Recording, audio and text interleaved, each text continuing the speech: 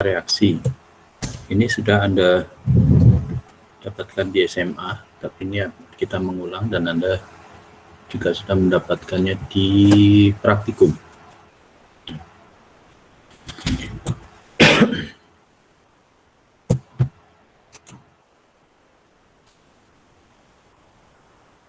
Acuannya masih dari Martin Physical Pharmacy.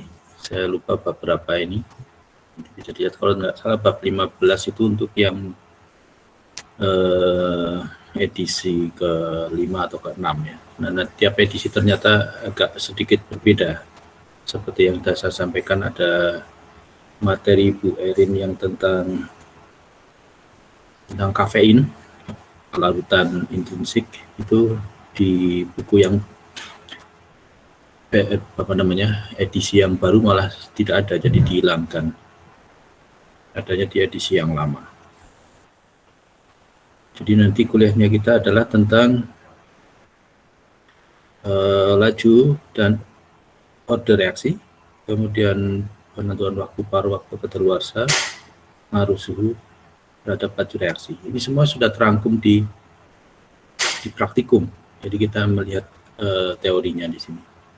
Saya harap Anda sudah membaca teorinya sebelumnya. Sebelum ini, jadi kita agak percepat saja, nanti kalau ada pertanyaan silakan. Jadi tentang kinetika reaksi ini di dalam bidang farmasi terutama nanti akan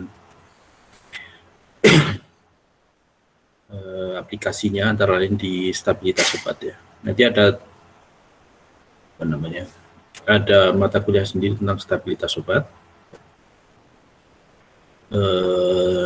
Tentang kinetika nanti juga akan diulas lagi dengan contoh-contoh yang lebih aplikatif di bidang stabilitas obat.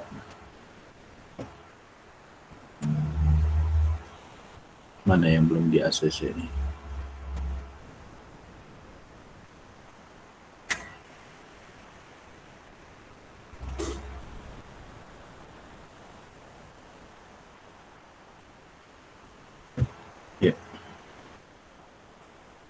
Tentang kinetika nanti akan diajarkan lagi kalau biasanya dengan Pak Prapto semester kasal ya, tapi katanya Pak Prapto masih sekolah jadi mungkin digantikan tahun kemarin sudah digantikan Bu Setyodi. Jadi nanti tentang kinetika akan diulas lagi dengan contoh yang lebih kepada kasus di industri farmasi. Nah, sebagai farmasis Anda perlu memahami ini berkaitan dengan stabilitas obat, baik Anda itu berada di industri misalnya, produsen obat, maupun di distribusi atau di pelayanan. Nah, di distribusi pelayanan Anda akan berurusan dengan obat yang juga harus menjaga stabilitasnya. Maka pemahaman tentang kinetika reaksi, pengaruh suhu, dan mungkin nanti di kuliah stabilitas obat ada pengaruh cahaya, pengaruh katalis, ya, itu perlu dipahami supaya perjalanan obat dari pembuatan sampai dikonsumsi oleh pasien itu menjadi terjaga. Nah, ini salah satunya adalah tentang pengaruh suhu yang di sini adalah dasarnya adalah pada kinetika reaksi. Nah, kita mulai dari pengertian laju reaksi dan order reaksi. Jadi kalau ada terjadi reaksi, maka akan terjadi perubahan. Adalah sistem yang di dalamnya ada reaksi kimia, maka di dalamnya akan ada perubahan. Perubahan apa? Antara lain adalah perubahan konsentrasi. Ini yang akan menjadi concern kita adalah perubahan konsentrasi dengan berjalannya waktu. Konsentrasi apa? Konsentrasi reaktan, konsentrasi produk. Dalam reaksi itu ada reaktan,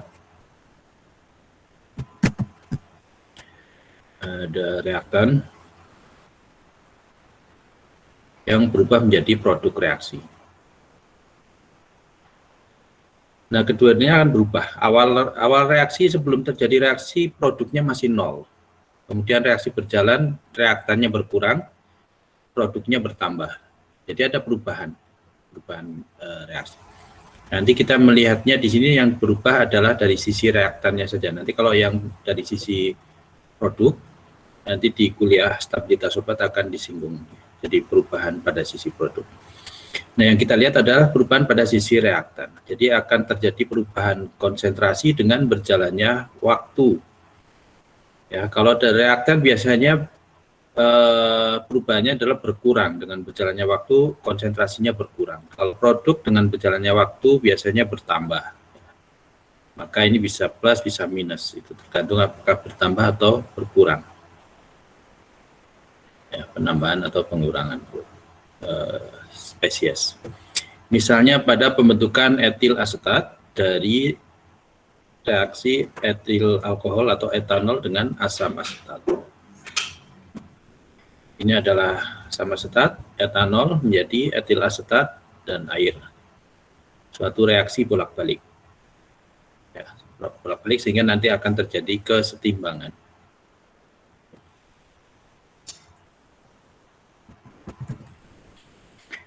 Nah, di dalam reaksi ini kita melihat adanya reaksi yang terjadi ke arah pembentukan etil asetat ke depan. Kita namakan reaksi ke depan atau forward reaction forward reaction. Dan ada yang reaksi yang berjalan dari pembentukan pembongkaran etil asetat menjadi asam asetat dan etanol atau reverse reaction.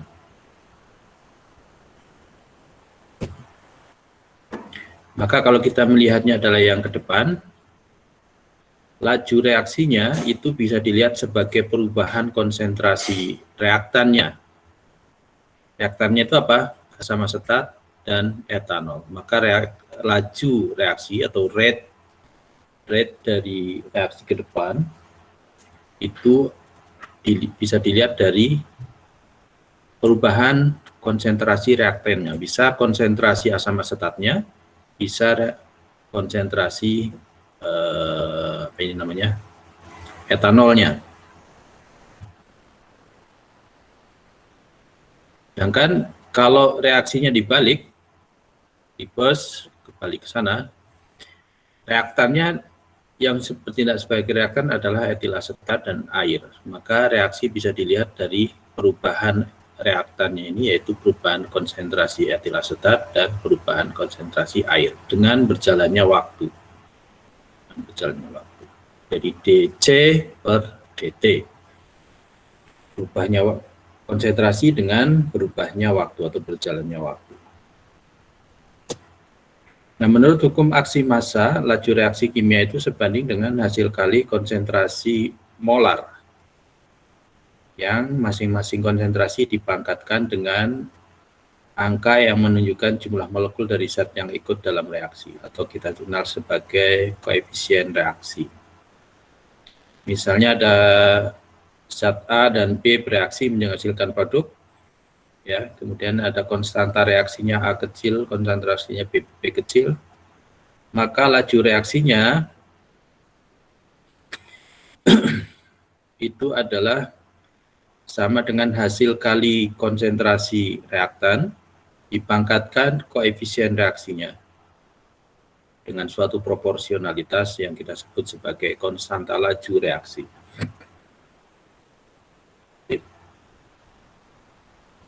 Jadi hasil kali reaktan, ingat reaktan itu berarti yang di belakang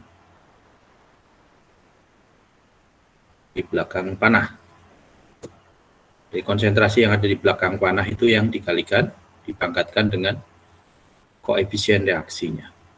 Itu adalah persamaan laju reaksi. Sedangkan order reaksi, itu tadi laju reaksi, kemudian order reaksi itu adalah, sementara kita pakai definisi ini ya. Karena nanti kalau Anda buka di internet, misalnya di buku-buku yang baru, order reaksi tidak bisa dilihat dari stokiometri. Kita lihat ini dulu aja. Order reaksi keseluruhan adalah jumlah pangkat dari konsentrasi molekul yang bereaksi. Seperti tadi itu ada A dan B, ya, A dan B menjadi produk ya. Maka laju reaksinya itu hasil kali dari konsentrasi A dipangkatkan ini misalnya A kecil, ini ada B kecil di sini. Pangkat A kecil, B, pangkatkan B kecil dengan suatu proporsionalitas konstanta laju reaksi. Maka laju reaksinya bisa kita lihat, order reaksinya bisa kita lihat menurut salah satu reaktannya atau secara keseluruhan. Order reaksi ini adalah kalau dilihat dari reaktan A, maka order reaksinya adalah A kecil. Kalau dilihat dari reaktan B, maka order reaksinya adalah B kecil. Secara keseluruhan order reaksinya adalah A plus B. Itu order. Ya, order secara stoikiometris, walaupun nanti ada pendapat yang mengatakan tidak bisa order itu dilihat dari stoikiometri, tapi harus didapatkan dari percobaan. Nah, nanti kita singgung di molekularitas ya. Sementara kita pakai ini aja dulu, definisinya. Misalnya reaksi etil asetat dengan NaOH. Ini adalah etil asetat, kemudian NaOH menjadi Na asetat dan etanol atau etil alkohol. Maka laju reaksinya bisa dilihat sebagai laju berkurangnya etil asetat dengan berjalannya waktu, atau bisa dilihat dari berkurangnya NaOH dengan berjalannya waktu. D NaOH per dt atau D etil asetat per dt. Yang besarnya itu adalah, besar lajunya adalah sama dengan hasil kali konsentrasi reaktannya, yaitu etil asetat dan NaOH, masing-masing dipangkatkan koefisien reaksinya. Ini koefisiennya 1, ini juga koefisiennya 1. Maka ini pangkatnya 1, ini pangkatnya 1. Maka reaksi ini adalah reaksi orde 1 atau orde pertama terhadap etil asetat. Ini reaksi orde pertama. Juga reaksi orde pertama terhadap NaOH, karena ini pangkatnya 1. Secara keseluruhan ini adalah reaksi orde 2, 1 tambah 1.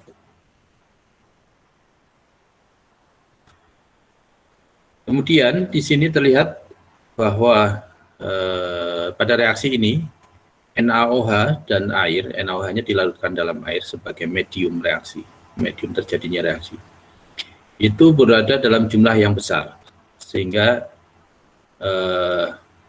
besar itu relatif terhadap apa? Terhadap etil asetat di sini. Dibandingkan etil asetat, NaOH dan air itu jumlahnya besar. Seperti yang sudah pernah kita singgung analoginya, kalau satu itu punya massa yang besar atau punya jumlah yang besar, satunya kecil, kemudian saling bereaksi. Yang bereaksi itu yang kan kecil, 1 banding 1, kecil dengan kecil. Maka yang besar menghasilkan sejumlah kecil, yang kecil menghasilkan sejumlah kecil juga bereaksi. Yang kecil ini bereaksi kehilangan sedikit, itu berkurangnya banyak kalau di persentase itu. Tapi yang besar jumlahnya kehilangan kecil, kehilangan sedikit, itu di persentase itu seperti tidak berkurang. Kalau tidak berkurang berarti konstan. Kalau konstan dijadikan satu dengan konstanta yang sudah ada, sehingga NaOH dan air dianggap sebagai suatu konstanta, sehingga dijadikan suatu konstanta baru. Akibatnya reaksinya, laju reaksinya, perubahan konsentrasi reaktannya itu adalah K aksen kalikan konsentrasi dari etil asetatnya, karena di sini ini konstanta baru yang K aksen itu berasal dari K kalikan NaOH atau konsentrasi NaOH. Jadi berasal dari mana ini? Di sini belum ada. Oh ini. Jadi berasal dari sini. K enggak kelihatan. K ini dikalikan dengan konsentrasi NaOH-nya. Karena ini berlebih, ini konstan, maka dikalikan dengan ini menjadi konstanta baru, jadi K aksen. Nah, K aksen, maka laju reaksinya menjadi K aksen kalikan konsentrasi etil asetat. Sehingga yang tadinya adalah order 2, ini menjadi order 1. Tapi order satunya karena berasal dari, sebetulnya di sini ada konsentrasi lagi, tapi karena ini konsentrasinya dianggap konstan, maka order satunya disebut order 1 semu atau pseudo first order. Jadi tadinya mestinya order 2, tapi karena ini konstan, jadi konstanta baru, maka jadi order 1 semu. Jadi kalau salah satu reaktan berada dalam jumlah yang sangat besar, sehingga bisa dianggap konstan, maka order reaksinya biasanya disebut order reaksi semu. Order 1 semu, ada order 0 semu. Ya, nanti di belakang kita lihat ada order 0 semu. Misal di sini anhidrida asetat dengan etil alkohol atau etanol membentuk etil asetat dan air. Ini adalah anhidrida asetat, ini etanol menjadi etil asetat dan air. Laju reaksinya bisa dilihat sebagai perubahan konsentrasi anhidrida asetat dengan berjalannya waktu. Yang itu sama dengan hasil kali konsentrasi anhidrida asetat dipangkatkan koefisiennya, di sini koefisiennya 1, ya, 1, dikalikan konsentrasi etanol, koefisiennya 2, maka dipangkatkan 2.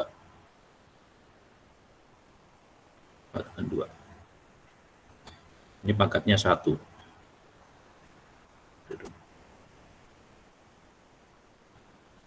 Itu laju reaksinya, persamaan lajunya. Pertanyaannya berapa order reaksi itu kalau dilihat dari perubahan anhidrida asetatnya. Dilihat dari sudut pandang anhidrida asetat. Kemudian dilihat dari etil alkoholnya atau etanolnya. Atau dilihat secara keseluruhan itu order berapa. Kemudian kalau etanolnya berperan sebagai solvent, jadinya jumlahnya sangat besar di dalam reaksi itu persamaan laju reaksinya menjadi bagaimana? Maka jawabannya adalah ini. Yang pertama order 1, order 2, order 3. Dilihat dari anhidrida asetat, ya order 1. Karena di sini koefisien reaksinya 1. Dilihat dari etanol, koefisien reaksinya adalah 2, maka dia adalah order 2. Dilihat dari keseluruhan order 3.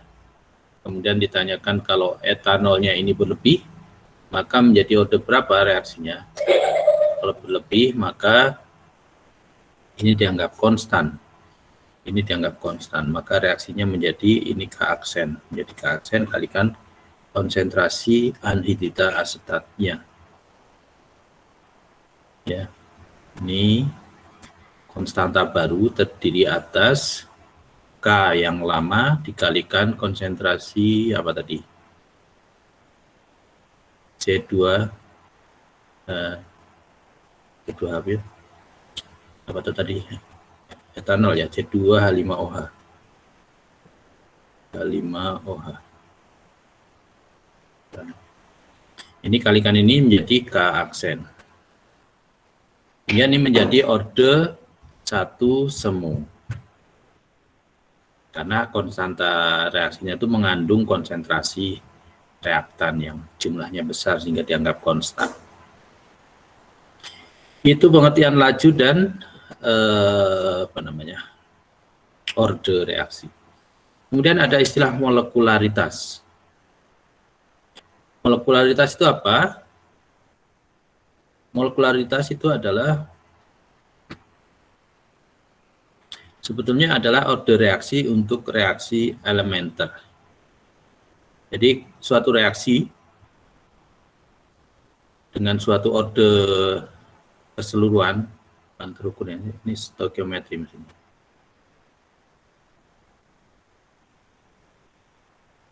Tertentu, ordernya tertentu dilihat dari stoikiometrinya, bisa jadi berlangsung melalui beberapa tahap reaksi elementer.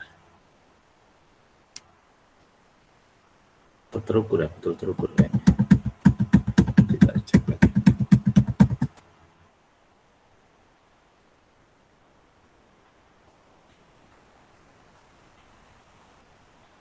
Bisa jadi suatu reaksi yang terukur reaksinya keseluruhan itu ternyata sebenarnya berlangsung melalui beberapa tahap reaksi yang kita sebut sebagai reaksi elementer atau reaksi dasar. Nah, tiap reaksi dasar itu punya stoikiometri sendiri-sendiri yang di dalamnya terdapat jumlah molekul yang terlibat, ya. Kalau itu ditulis sebagai persamaan reaksi sendiri-sendiri, maka tercermin dalam persamaan reaksi itu adalah jumlah molekul yang terlibat di dalam reaksi elementer tersebut. Sehingga ada stoikiometrinya, order reaksi dari reaksi elementer itu mewakili jumlah molekul yang terlibat di dalam reaksi tersebut. Maka itu disebut sebagai molekularitas, dan molekularitas itu tidak lain adalah order reaksi dari reaksi elementer tersebut. Molekularitas itu ya order reaksi, tapi order reaksi pada reaksi elementer.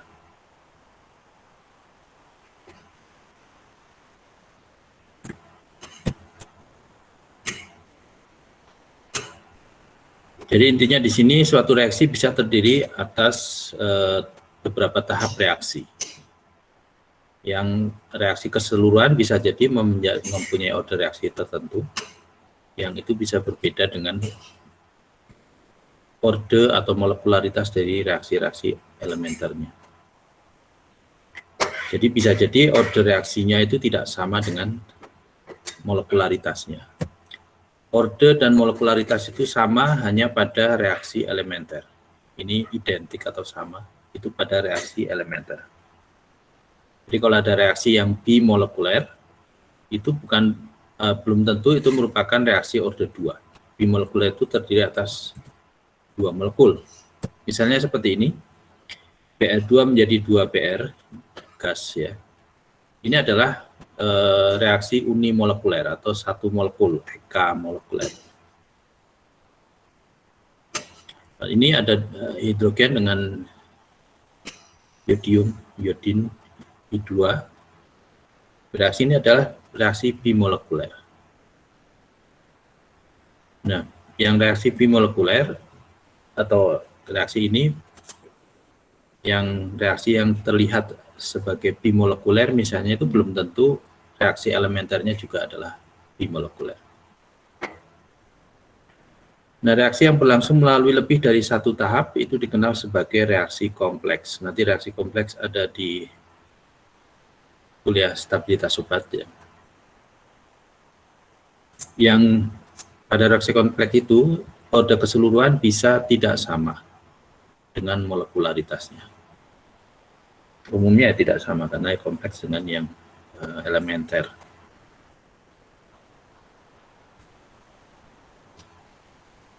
Jadi pada reaksi kompleks terdiri dari beberapa tahap, tiap tahap itu punya molekularitas sendiri-sendiri. Misalnya reaksi NO dengan oksigen menjadi NO2. Ini order yang terukur dalam percobaan itu order 2. Padahal secara stoikiometri ini ada 2, ini 1, maka ini adalah order 3. Tapi kenyataannya yang terukur adalah order 2. Jadi reaksi itu bukan reaksi 3 molekul termolekuler. Dalam arti reaksinya tidak berlangsung dengan cara 2 molekul NO bertabrakan secara serentak dengan 1 molekul O2, melainkan mekanismenya itu dipostulatkan dipostulatkan itu diapakan ya? Seperti diprediksi atau diabstraksi atau dirumuskan, diperkirakan, postulatkan, dinyatakan. Itu terdiri atas 2 tahap elementer, dua reaksi elementer yang masing-masing berupa reaksi bimolekuler. Jadi reaksinya seperti ini, NO bereaksi sesamanya, ini adalah dua molekul.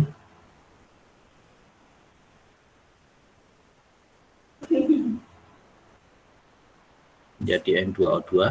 Kemudian N2O2 dan oksigen ini juga bimolekuler. Itu menjadi 2NO2. Jadi diperkirakan atau diteorisasi ya, dipostulatkan reaksinya itu tidak NO langsung bereaksi dengan oksigen membentuk NO2 seperti ini, 2 molekul NO dengan oksigen menjadi 2 NO2, tapi melalui reaksi elementer yang pertama dan yang kedua, yang masing-masing adalah bimolekuler. Dan secara percobaan memang didapatkan bahwa reaksinya adalah reaksi order 2, bukan order 3.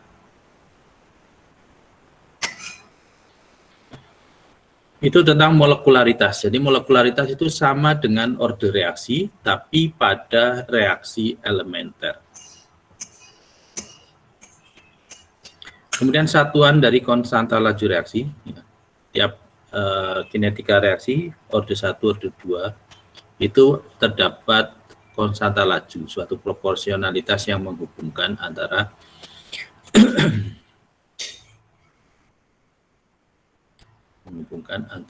laju reaksi dengan konsentrasi.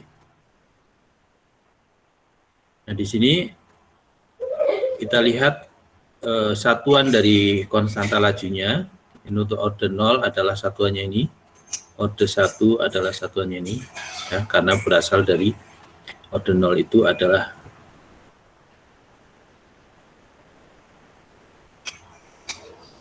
min dA per dt, sehingga ini adalah mol per liter per detik, maka ini per liter. Ini adalah mol per liter, ini detik, mol per liter per detik. Demikian juga yang order pertama seperti itu.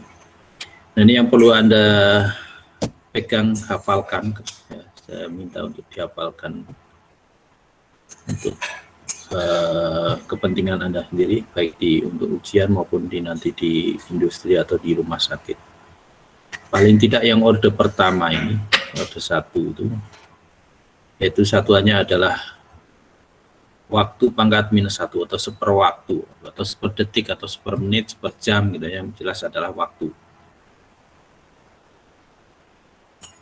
Waktu pangkat minus 1 atau seperwaktu. Kalau ada soal atau diketahui suatu misalnya di artikel ada konstanta laju reaksi yang satuannya adalah seperwaktu, misalnya detik pangkat minus 1 atau jam pangkat minus 1 atau bulan pangkat minus 1, maka itu adalah order 1 reaksinya. Ini yang dipegang satu saja. Kalau tidak ini satuannya, berarti kemungkinan ada order 2 atau order 0. Yang lebih besar kemungkinannya adalah order 0 yang muncul. Jadi kalau enggak detik pangkat minus 1 atau waktu pangkat minus 1, kemungkinan order 0. Ya, di soalnya. Bisa juga order 2, tapi lebih sering muncul di soal itu order 0. Kemudian kita lihat masing-masing reaksi, masing-masing order reaksinya ya. Yang pertama reaksi order 0. Ini kita lihat dari penelitian Garrett dan Carper yang meneliti laju pudarnya warna produk multisulfa dengan cara mengukur absorbansinya. Terlihat bahwa makin lama absorbansinya semakin turun. Yang penurunannya itu ternyata mengikuti kinetika laju order 0. Ya, laju penurunan absorbansi, ya, absorbansi itu A, dA per dt, jadi A itu absorbansi, tapi nanti di pelajaran kimia analisis absorbansi itu mewakili atau berkaitan dengan konsentrasi. Turunnya absorbansi dengan demikian juga menyiratkan turunnya absorbansi, menyiratkan turunnya konsentrasi.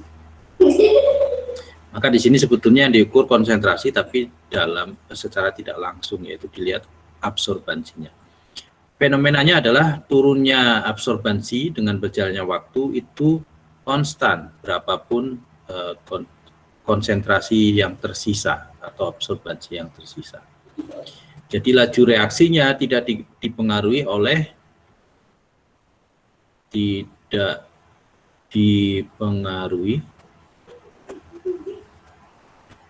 oleh konsentrasi yang tersisa. Berapapun yang tersisa, lajunya adalah sekian ini. Berapa besar ini? Besar konstantanya itu sendiri. Jadi lajunya itu konstan, berapapun yang tersisa. Kita tergantung pada konsentrasi pewarna yang digunakan. Tadi itu menyelidiki pewarna ya. Kalau kita mungkin menyelidiki nanti adalah obat. Ini yang tadi yang diselidiki oleh Karet itu adalah warna multisulfa. Oh, obat juga nih multisulfa. Tapi yang dilihat warnanya.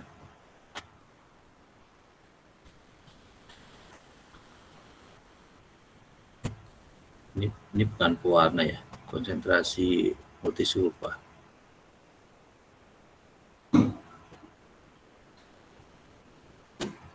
Jadi tidak tergantung pada berapa banyak obat yang tersisa. Lajunya konstan sepanjang waktu. Dengan berjalannya waktu, lajunya selalu konstan, tidak tergantung pada obat yang tersisa. Yang ini adalah persamaan diferensial. Kemudian untuk perhitungan biasanya kita menggunakan persamaan integral, lebih mudah. Persamaan integralnya kalau diintegrasikan seperti ini, maka akan ketemu persamaan yang aplikatif atau yang bisa dipakai untuk perhitungan. Yaitu persamaan 0 dan 0 ini adalah AT sama dengan A0 min K0 T. AT itu ada absorbansi pada waktu T, ini bisa diganti dengan C atau konsentrasi sehingga CT sama dengan C0 min K0 T. Ini sama dengan menggunakan konsentrasi. Ya. Nah, di sini persamaan seperti ini adalah persamaan garis lurus. Anda masih ingat persamaan garis lurus adalah Y sama dengan PX plus T. Sehingga kalau kita anggap ini adalah T, PX plus A, ini adalah X, maka ini adalah slope atau B. Dan ini adalah titik potong dengan sumbu Y atau A. Nah, kalau kita punya kurva seperti ini adalah X, ini adalah Y. Persamaan garis lurus yang slope-nya negatif kan seperti ini. Maka di sini akan ada slope atau kemiringan yaitu B. Dan titik potong dengan sumbu Y itu adalah A. Seperti itu. Jadi slope-nya atau B-nya adalah minus K. B-nya sama dengan minus K. A-nya adalah A0 di sini. Ya. Atau kalau ini pakai C, ini adalah minus K, ini adalah C0. Kalau ini C, CT sama dengan C0 min KT. Seperti itu. Jadi di sini kalau diplotkan dengan A pada sumbu Y dan T pada sumbu X, maka ada slope garis lurus minus K0. Ya, minus K-nya K0, ini bukan K1, tapi K0. Nah, pada perintah tadi, K-nya, ini K0-nya adalah sekian itu. Pada suhu 60 derajat. Ingat, ini nanti tergantung suhu juga. Berbeda suhu, nanti kurvanya bisa berbeda. Kemudian dari persamaan dan kurva itu kita bisa menentukan waktu paro, yaitu waktu yang dibutuhkan untuk zat itu tinggal separuhnya, disebut waktu paro. Nah, ini langsung Anda pakai saja. Kalau Anda mau menurunkan ya tinggal cari saja dari persamaan tadi. Kalau CT-nya dari persamaan dengan CT sama dengan C0 min KT. Kalau CT-nya itu sama dengan setengah dari C0, maka ini menjadi T setengah. Anda hitung sendiri nanti. Ini K-nya K0. Harusnya ketemunya ini. Itu T setengah, kemudian juga T90. Ini juga kalau ini tadi CT sama dengan C0 minus KT. Maka kalau CT-nya itu adalah T90 itu waktu yang diperlukan sampai zatnya tinggal 90%. Maka CT-nya itu tinggal 0,9 C0. Maka akan seperti ini, nanti diperoleh seperti ini T setengah. Ini T-nya menjadi T90. Ya, ini Anda bisa cari sendiri kenapa ketemunya ini. Karena ini CT-nya adalah 0,9 C0.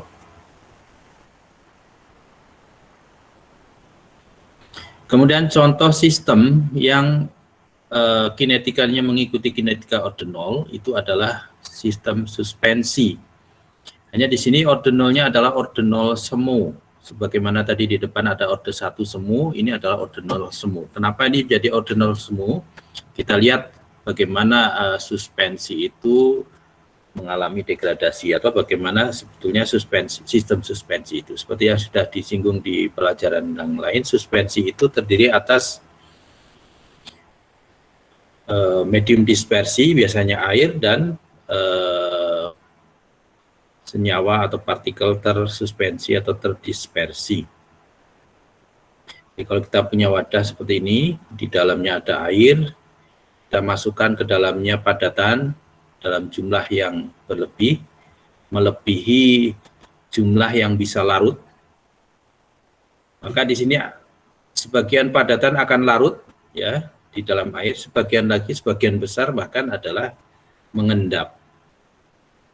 Mengendap karena di sini kemudian mungkin ada suspending agent digocok, maka tidak mengendap tapi terdistribusi merata. Tapi tetap saja itu adalah partikel yang tidak larut. Jadi di dalam sistem ini akan ada partikel yang tidak larut dan ada zat dari partikel itu yang larut dalam bentuk terlarut. Nah, itu yang pertama. Jadi di sini ada misalnya obatnya obat A, obat yang larut dan obat yang tidak larut di dalam sistem ini. Sedangkan degradasi obat itu terjadi itu di dalam sistem larutan. Jadi yang terdegradasi hanya obat yang berada dalam bentuk terlarut. Yang tidak terlarut itu tidak terdegradasi. Tidak mengalami kerusakan. Yang rusak adalah yang di dalam larutan. Itu asumsi pertama.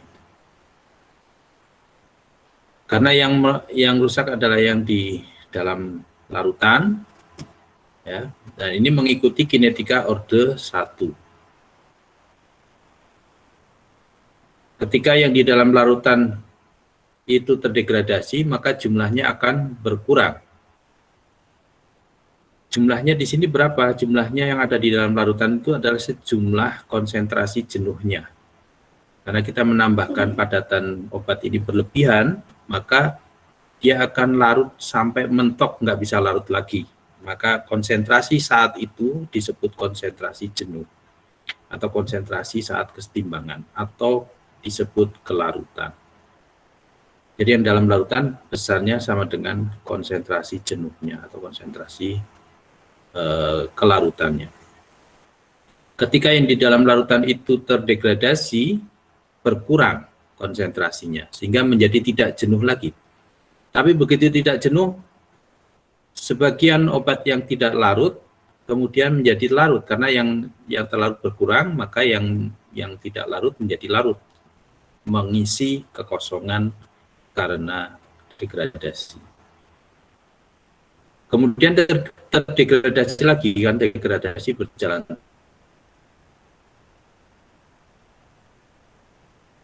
terus. Maka digantikan lagi, terdegradasi digantikan lagi oleh padatan yang tidak larut. Itu seterusnya. seterusnya sampai yang akhirnya nantinya ya, kalau sampai yang padatan yang tidak larut itu habis, itu akan terus terjadi seperti itu. Akibatnya apa? Yang terlarut itu konsentrasinya akan selalu konstan. Karena konstan, maka seperti tadi konstan dijadikan konstanta baru. Jadi yang di dalam larutan degradasinya mengikuti kinetika orde 1 seperti ini. Ini harusnya kita bicaranya orde 1 dulu ya. Orde 1 itu artinya ini laju ini tergantung pada konsentrasi yang tersisa, yang di sini pangkat 1. Ya, nanti di belakang sebetulnya pembahasannya. Nanti sifat-sifatnya di belakang aja deh. Tapi yang jelas ini adalah degradasi orde 1. Artinya lajunya tergantung pada yang tersisa. Kalau yang tersisa masih banyak, lajunya akan cepat karena ini berbanding lurus. Tapi kalau makin lama makin berkurang, maka lajunya juga makin lama makin berkurang. Gitu. Nah, ini orde 1. Tapi tadi dikatakan bahwa yang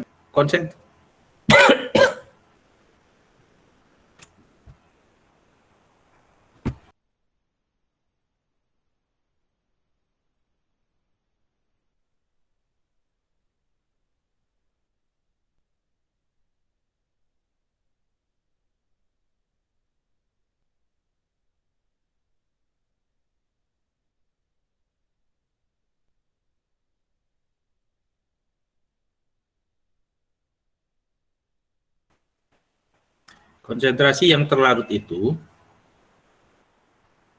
selalu konstan karena begitu terdegradasi dia selalu digantikan oleh padatan yang tak terlarut. Padatannya kemudian melarut mengisi kekosongan akibat degradasi. Maka selama padatan tak terlarutnya masih ada, ini selalu konstan. Karena konstan ini dijadikan satu, ini kan juga konstan. Kalau bahasa Indonesia konstanta, tapi kalau bahasa Inggris sama-sama, ini namanya konstan. Ini juga namanya konstan. Kalau di Indonesia namanya konstanta, yang ini konstan. Tapi sama, ini konstan. Sehingga ini dijadikan satu menjadi konstanta baru, yaitu K orde 0.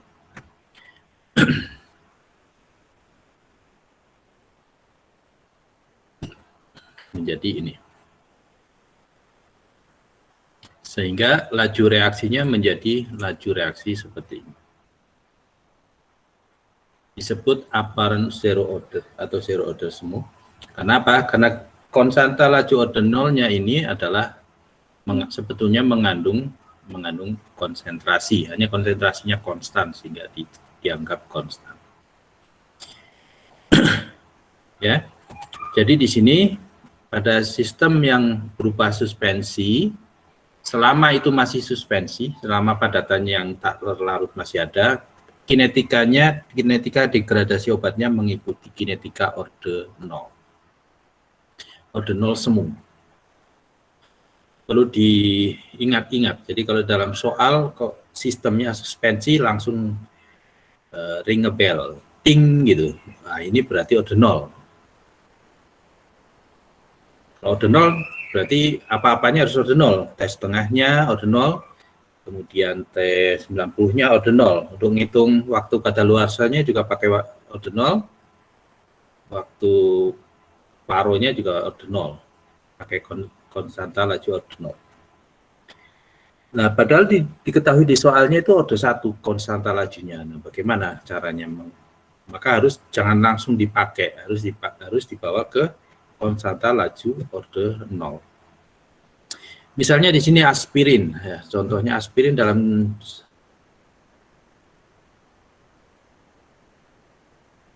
sediaan cair mengandung sekian miligram per 5 mililiter atau sekian gram per 100 mililiter. Jadi kalau volumenya 100, isinya 6,5 gram aspirin. Dalam sediaan ada 6,5 gram aspirin, tapi kelarutan aspirin hanya sekian. Jadi yang larut hanya 0,33, sisanya yang 6,17 ya, 6,17 itu tersuspensi atau tidak larut. Yang larut hanya 0,33. Kemudian bahan tambahan lain tidak perlu diperhatikan, pH-nya sekian. Nah, konstanta laju orde 1 dari aspirin itu adalah 4,5 kali 10 pangkat minus 6 detik pangkat minus 1.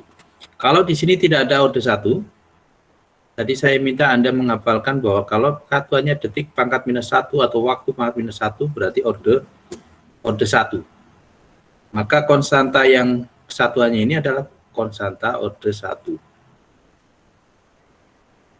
Jadi kalau soalnya seperti ini dan Anda tahu ini suspensi, maka harus memicu bel di otak Anda itu ting gitu. Wah, ini konstanta lajunya jangan langsung dipakai karena ini konstanta laju orde 1 padahal sistemnya suspensi, maka harus pakai orde 0. Ya. Ini konstanta laju orde 1-nya sekian. Kemudian gimana kita mencari waktu kadaluarsa sama waktu paro? Maka cari dulu konstanta laju orde 0-nya. Caranya gimana? Rumusnya konstanta laju orde 0 dari apparent zero order adalah konstanta laju orde 1 dikalikan konsentrasi obat di dalam larutan. Berapa ini? Ini sejumlah kelarutannya. Kelarutannya berapa? Ini kelarutannya sekian. Maka ini kalikan ini, ketemunya sekian.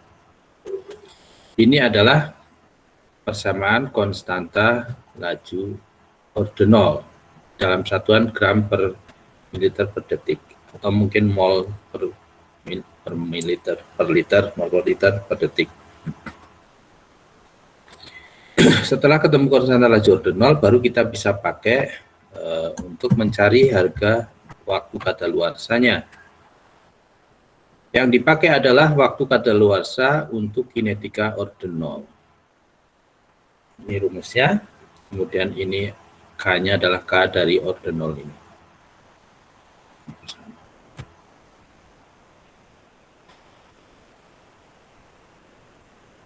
Seperti itu. Ada komentar sebelum dilanjutkan?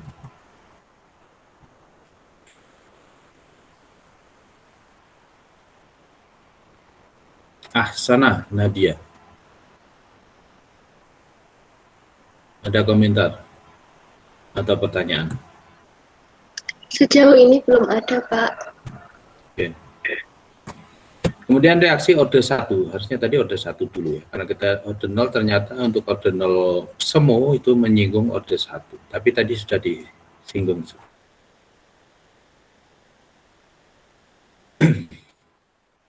Intinya nanti kembali kepada definisi yang di depan. Kita masih pakai definisi yang stoichiometry itu. Jadi lajunya sama dengan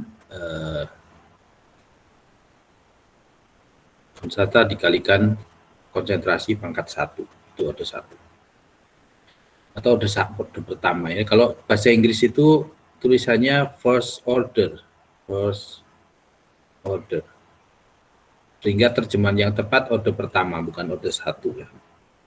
Orde 1 kan order 1 atau one order itu. Tapi hanya first order. Di sini kita melihat hasil penelitian, kita lihat ya, ilmu yang sampai pada kita itu sudah berapa tahun ini? 1918. Mungkin waktu itu peralatannya masih sangat sederhana, tapi ilmuwan saat itu sudah mampu untuk merumuskan suatu hasil yang fenomenal gitu, dan masih dipakai sampai sekarang. Yang mempelajari laju dekomposisi hidrogen peroksida H2O2 yang dikatalisis dengan kalium iodida. Ternyata laju reaksinya itu proporsional dengan konsentrasi hidrogen peroksida yang tersisa. Artinya apa? Semakin kalau yang tersisa itu masih banyak, lajunya itu cepat. Kalau makin lama makin sedikit, lajunya juga makin sedikit.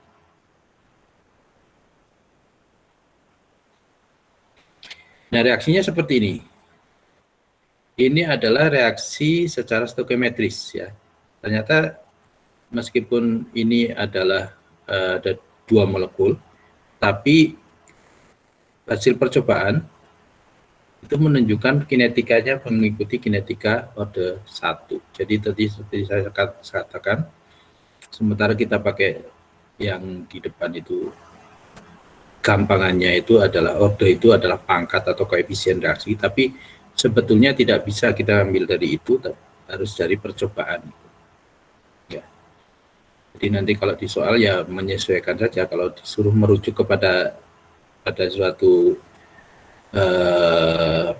persamaan reaksi ya berarti ke koefisien reaksi. Tapi sebenarnya yang dipakai adalah hasil percobaan. Seperti ini adalah koefisiennya 2, tapi sebetulnya ini adalah reaksi kinetika orde 1. Yaitu di sini ditunjukkan dari plot antara yang dibutuhkan untuk penentuan orde reaksi ini adalah waktu versus yang tersisa. Waktu dan kadar tersisanya. Nanti diplotkan, ternyata mengikuti kinetika orde 1. Artinya apa? Kinetika orde 1 itu tergantung pada konsentrasi tersisa. K kali C ini sebenarnya C-nya pangkat 1. Ini pangkat satunya nggak ditulis. Jadi reaksi orde 1 itu reaksi yang tergantung pada konsentrasi yang tersisa. Kemudian kalau ini adalah persamaan diferensial, kalau untuk hitung-hitungan biasanya kita menggunakan persamaan integral. Kalau kita integrasikan, kita dapatkan persamaan ini. Tergantung pada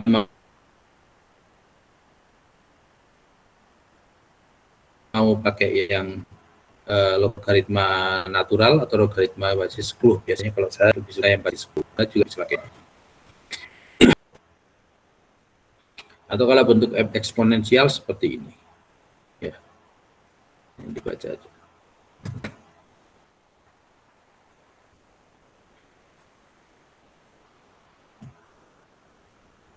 Ini sama dengan ini kayaknya. Ya, sama aja. Jadi persamaan orde 1 dalam bentuk integral adalah seperti ini. Log C sama dengan log C0 min KT per 2,303. Maka di sini adalah kalau kita plotkan, ini kan juga adalah persamaan garis lurus. Kalau kita plotkan antara T dengan sana Y-nya adalah log C atau log CT, maka ini adalah persamaan garis lurus dengan slope atau kemiringan. Slope-nya adalah minus K per 2,303. Ini adalah slope atau B. Kalau persamaannya adalah Y sama BX plus A, maka B-nya ini adalah ini. Atau ini. Ini adalah B. Ini adalah ini A atau titik potong dengan sumbu Y.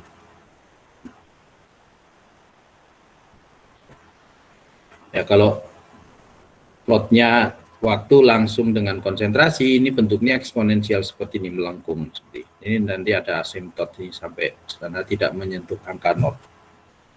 Tapi kalau dilogaritmakan maka menjadi garis lurus, persamaannya seperti ini. Ini adalah logaritma konsentrasi. Slope-nya ini atau ini B, slope. Seperti itu. Sehingga kalau tadi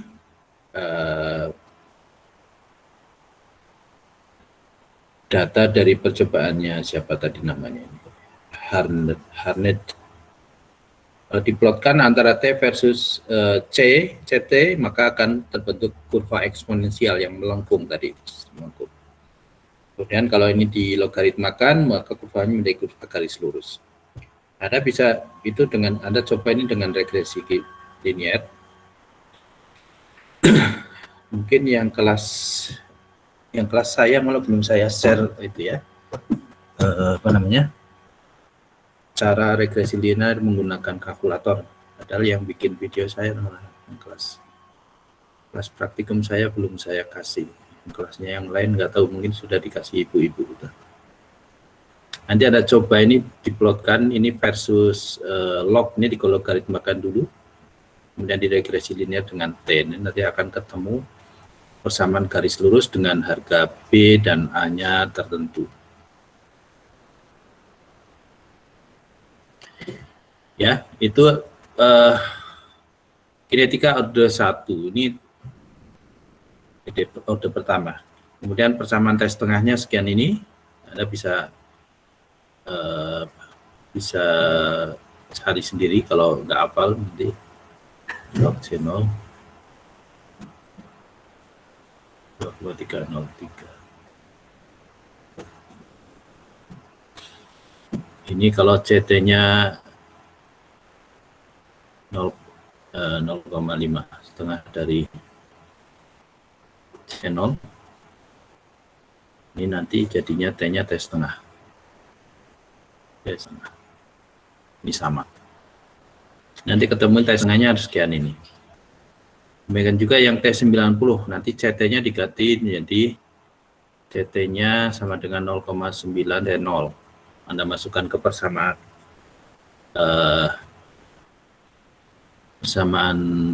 integral orde 1, maka akan ketemu ini. Ini contohnya, contoh soal komposisi katalitik hidrogen peroksida. Bisa diikuti dengan memantau, mengukur oksigen yang dilepaskan sebagai gas. Kemudian dari percobaan itu dapat diketahui bahwa konsentrasi hidrogen peroksida yang tersisa setelah 65 menit dinyatakan dalam sebagai volume dari gas yang pergi itu adalah sekian. Ada T sama dengan 60 menit, yang tersisa sekian. Awalnya adalah sekian, jadi 57,9, setelah 1 jam 5 menit tersisa 9,6. Kemudian perintahnya calculate atau hitung harga K. K ini K orde 1 menggunakan persamaan. Kemudian berapa banyak H2O2 yang tersisa setelah 25 menit. Kalau 65 menit tersisa sekian, kalau hanya 25 menit berapa itu maksudnya. Ya, tentu yang 25 menit itu setelah diketahui harga K-nya itu. Nah, mengerjakannya adalah tinggal masukkan ke rumus saja apa yang diketahui. Karena yang dicari harga K, rumus aslinya adalah ini, maka cari aja harga K-nya berapa dengan cara ini kan K-nya dipindahkan ke sana. Jadi seperti ini. Kemudian masukkan yang diketahui. T-nya diketahui tadi 65 menit. Kemudian C0-nya itu yang mula-mula adalah 57,9. Kemudian C yang tersisa, konsentrasi tersisanya 9,6. Tinggal dimasukkan, ketemunya adalah harga K. Satuannya ingat harga K untuk orde 1 adalah waktu pangkat minus 1. Kalau harganya diketahui, kemudian ditanyakan kalau 25 menit bagaimana? Berapa yang tersisa? Maka yang diketahui di sini adalah harga K-nya diketahui, kemudian harga menitnya lamanya diketahui, harga konsentrasi awalnya diketahui. Yang dicari adalah harga konsentrasi akhirnya. Maka ini tinggal di otak-atik saja, dipindahkan ke sana, dipindahkan ke sini, temunya adalah sekian.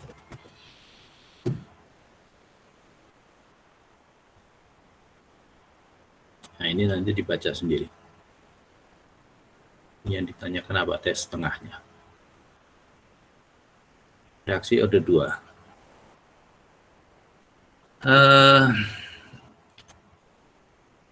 Ini tenaganya enggak cukup. Mas-masan saya. Saya lanjutkan pakai video aja ya, nanti malam deh, atau besok. Saya nggak kuat ini. Ini masih reaksi orde 2 sama persamaan Arrhenius.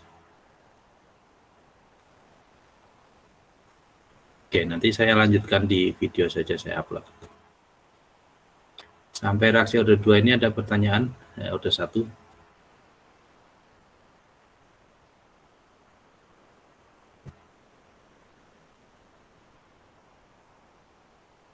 Kalau tidak ada, kita akhiri saja. Nanti saya sambung di video untuk yang reaksi order 2 dan pengaruh suhu. Ya. Oke, kita akhiri, kita tutup dengan hamdalah. Alhamdulillahirrahmanirrahim. Assalamualaikum warahmatullahi wabarakatuh.